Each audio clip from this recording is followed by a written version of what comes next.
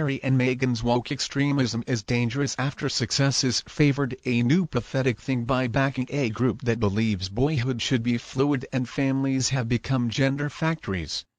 Prince Harry and Meghan have just joined the war on men plaguing our society. Hello and a very warm welcome back to our LVT News YouTube. We've already noticed that Meghan and Harry love to align themselves with these woke movements.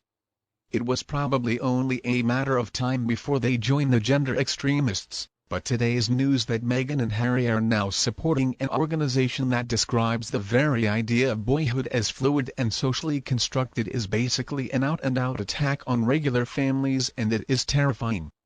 It looks like Meghan and Harry's real agenda is gradually being revealed, and it's becoming increasingly obvious that destroying the British royal family is only the beginning of their ambitions.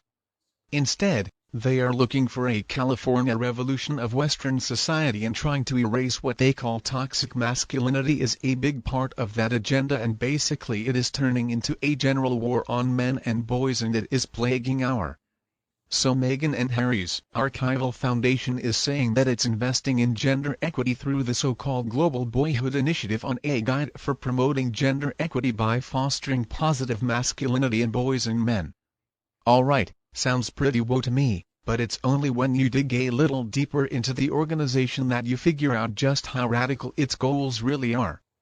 The act of this organization is already working in UK schools through a curriculum pilot, and somewhat worryingly, it asks primary school kids to question what they describe as gender norms which are not tied to sex organs. It is becoming obvious that Harry has been completely emasculated by Meghan, and most likely it was his choice. But anyway, that does not mean that these poor schoolboys should be like him. And I'm afraid that is only the beginning, and a report titled The State of UK Boys that came out last year.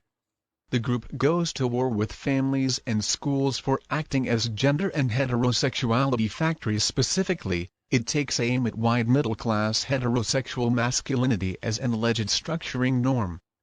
I mean, they even go after parents for gendering their unborn kids based on the identification of external genitalia in scans, including through elaborate gender reveal parties and also a stream of purchases along gender lines.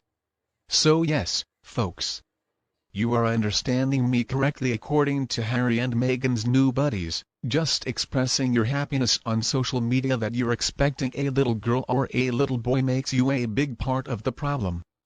I mean, what is wrong with these people? I would really like to know how old a child needs to be before a parent can decide that they're actually raising a little boy or a little girl, and what are you supposed to call the kid before that age? Do they just call it? So after a baby is born, there is criticism of assuming that boys or girls are naturally predisposed to act in particular ways. They really have a problem with that phrase. Boys will be boys. It would be ridiculous to suggest this kind of rhetoric was actually not infecting our education system both in the US and the UK. Because actually that's precisely what the Global Boyhood Initiative is trying to do. Their aim is for school students aged between 7 and 11 to be educated about the role gender norm play in their lives through activity-based questioning and critical reflection. They're also going to be asked to internalize these new gender attitudes and norms by applying them in their relationships and lives. What in the world would this do to our children, and why are Harry and Meghan associating themselves with an organization that is all about indoctrination? It is not about education. Miriam K., the Tory MP, has been campaigning against inappropriate sex ed, and she agrees that a Global Boyhood Initiative is wrong, that it wants to train young kids to become agents of change for gender and social justice.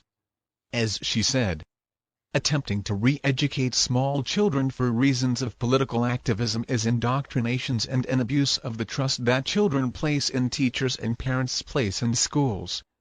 It is also concerning that the Global Boyhood Initiative says they have widened their net to include children of all genders, which suggests they hold to an extreme position on gender ideology.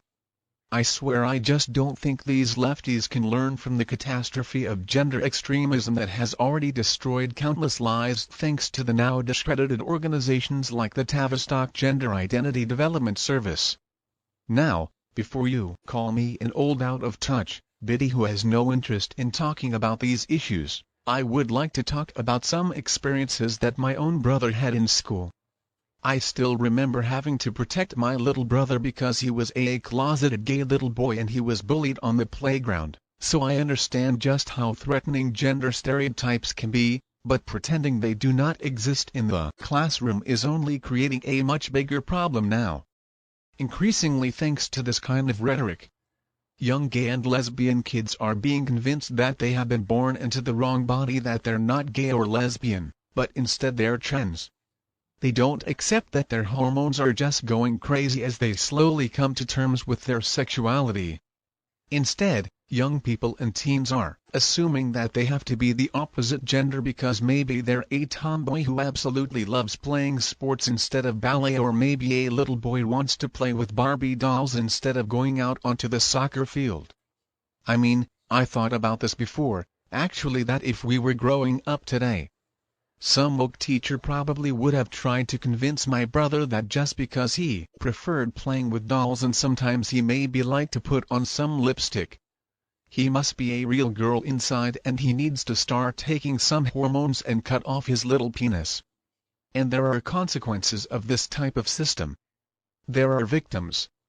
There is a young woman I want to tell you about. Her name is Kira Bell and she was a real victim of the Tavistock Clinic. They prescribed her puberty blockers when she was 16 years old and she went through a double Massachusetts when she was 20 years old, and then later on she realized that she was just struggling to accept her sexuality and many other relatively normal mental health issues. She was not transgender. Now I'm not saying that children should be forced to follow gender stereotypes. I think it's perfectly fine for a little boy to play with a baby doll than a little girl to play with trucks. Schools and parents, though, need to adapt to the unique needs of individual kids who are struggling with their identity, but trying to say that there shouldn't be any celebration or acknowledgement by parents that they're having a little girl or a little boy is just ridiculous. Not only is it unnecessary, but is counterproductive. And that's not how Harry and Meghan dealt with the arrival of their two kids either. They are a couple of hypocrites.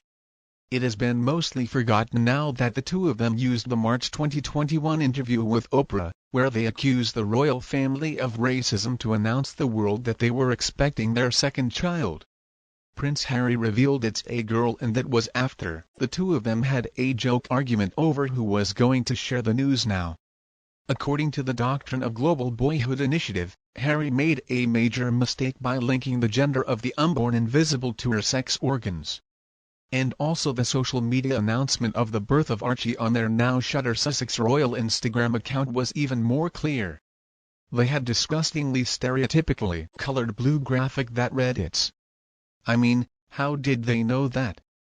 Were they only paying attention to little Archie's sex organ instead of waiting years to find out how Archie wanted to identify? I mean, Harry and Meghan have to understand that when it comes to their own kids, this ideology is not one they followed at all.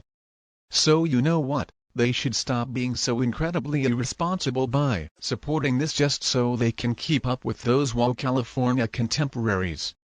And do you agree with this view? Please tell me what you think below in the comments section. If you think my video is helpful, don't forget to like and share with anyone else you would enjoy it, and please subscribe to LVT News YouTube channel to get more videos in the future. Thank you so much for tuning in. Good night, and we'll be back to see you all